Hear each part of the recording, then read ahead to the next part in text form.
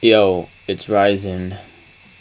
Welcome back to another video, and I'm gonna teach you how to make this Tearout gun bass.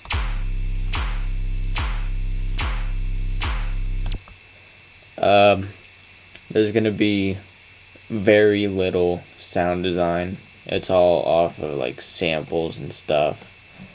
So yeah, let's. I'm gonna break it down for you.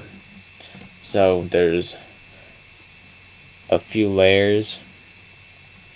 There's obviously the main layer, which is, I used a snare for this layer. Oh, hold on, let me take off this post-processing. This is a snare that I got off a Mad Void sample pack. I will link it down in the description below. Yeah, so this is the snare. But I toned it down a bit to right here, and I also put it at C6 for a to give it more of that high end.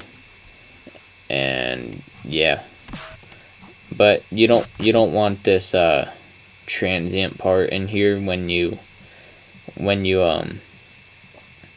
are making basses. So what I do is I just do the simply start, or whatever this is called, SMP start,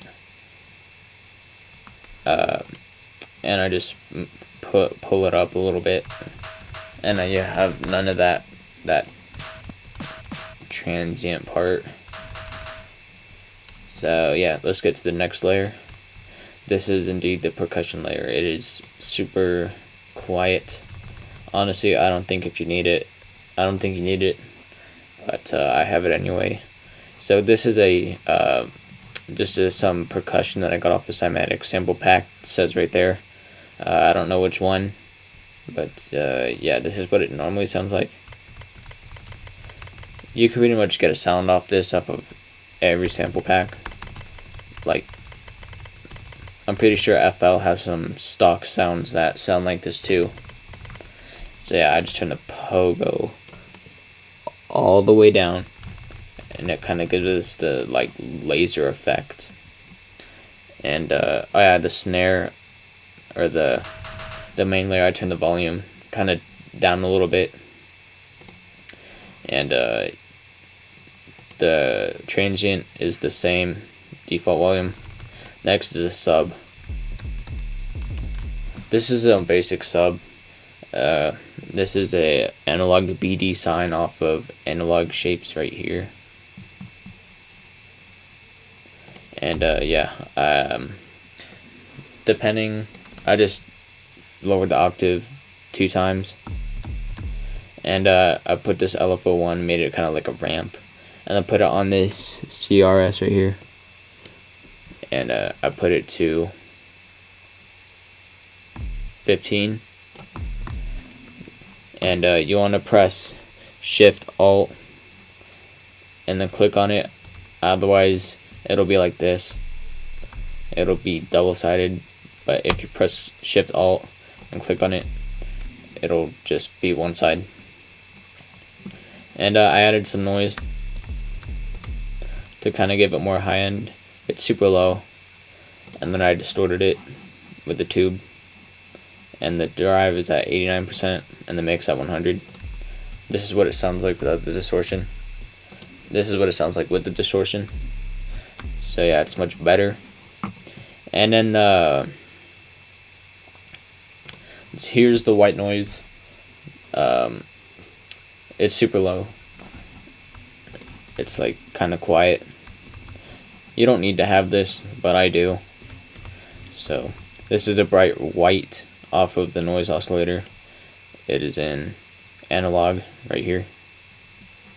And yeah, I put a high 24 pass on it to kind of get rid of that lower end of the white noise. Otherwise, this is what it would sound like.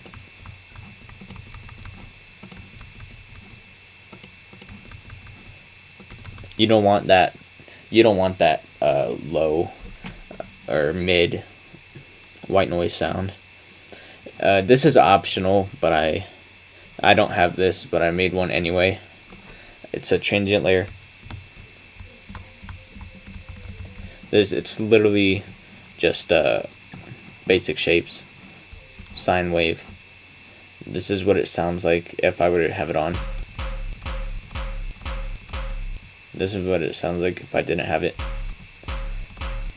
Or well, I still have it, but this is what it sounds like if I didn't have it. Oh, weird. This actually comes in when the processing is turned on, so scratch that. So here's just a layer, and if you turn the processing on, you'll really, if I turn this off, that's what it'll sound like. But if I turn it on, that's what it'll sound like. So let's get to the processing. This gun is literally nothing without this patcher. Like, that sounds weak, but when I turn it on, it just completely destroys. But yeah, this is like really basic. It's a patcher preset. It's a disperser patcher preset. You can literally go to presets, go to X, Xenofish, and disperser. Really easy to use. I put it on 3 stages, and then I put this little thingy right here, because that's just the best place to, in my opinion, to put it. And then next is the OTT. I turned the out gain up a little bit. The time is at 100%, and the depth is at 79%. And then I didn't change any of this. In my opinion, the OTT is what does everything. So yeah. Next is a patcher. This time I'll put it on 2, and then it's around the same place, but not really. And yeah, again, patcher. And then next is the Serum Effects, just a hard clip, which is optional, and compressor, not multiband, just turned up a little bit.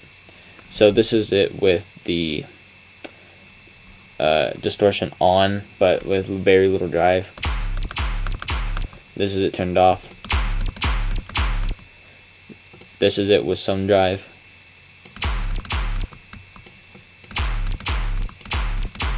In my opinion, I kind of like having a little bit of distortion, so I'm going to leave that right there. And that's it for the patcher. And the next is a EQ. It's just getting rid of that like tonal layer and from the snare, and then adding the new tonal layer. If I turn it off, you can kind of hear that phasing between the 2 tonal layers from the snare and the one that we made.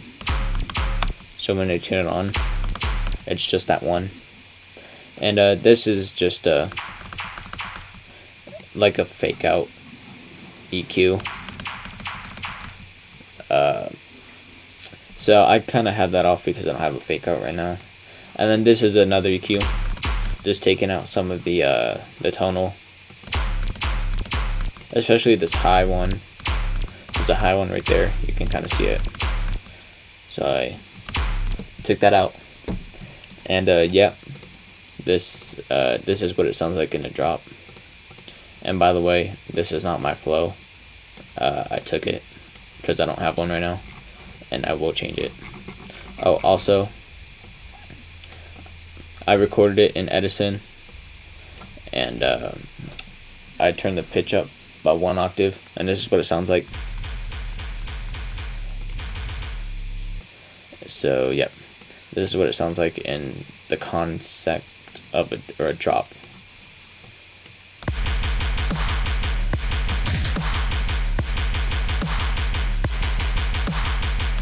So yep, that's what it sounds like, and yeah, I will see you guys in the next one. Oh, actually no, I have another one. I have another bass right here.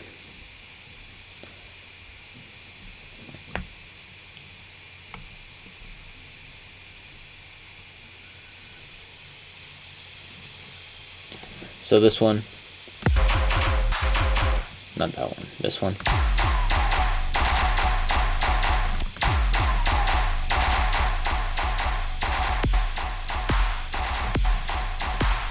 Yes, this is the Marauda or whatever it's called, bass remake that I made. I posted this one a while ago, and it's pretty much the same thing, the same snare,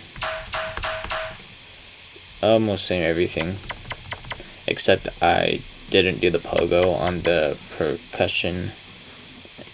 This also the sub was a bit different. This little attack, I moved it forward and then dropped this down a little bit.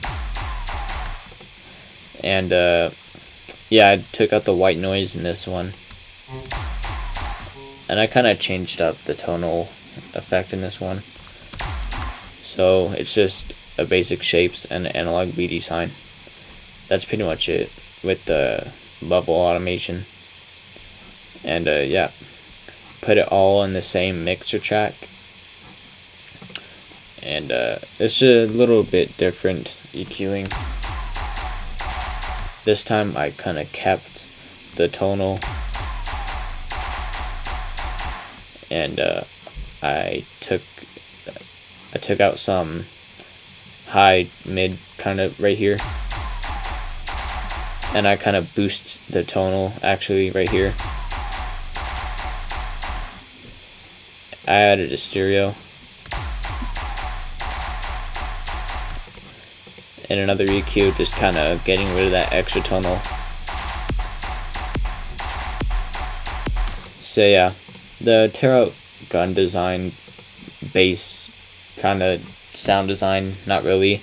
It's pretty much a hit and miss type thing. You have to kind of like use the right snare and the right percussion layer. If not, you can get some wonky results. But yeah, that's pretty much the whole thing. If I make another Tearout bass, I'll show you that one. So yeah, that's been it. It's rising, and yeah, see you guys in the next one. Take care and peace.